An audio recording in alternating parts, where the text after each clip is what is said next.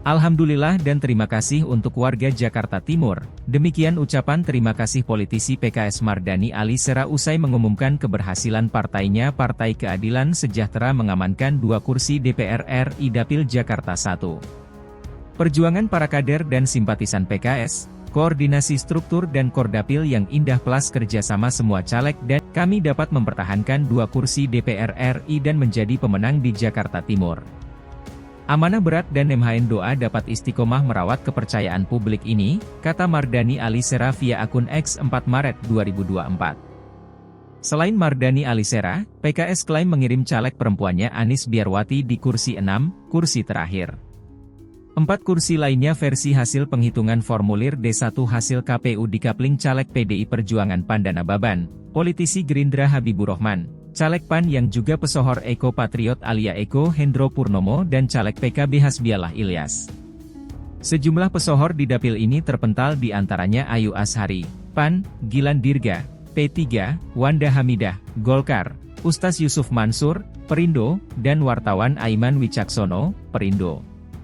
Namun klaim Mardhani Alisera masih menunggu hasil resmi pengumuman KPU melalui rapat pleno paling telat 20 Maret ini.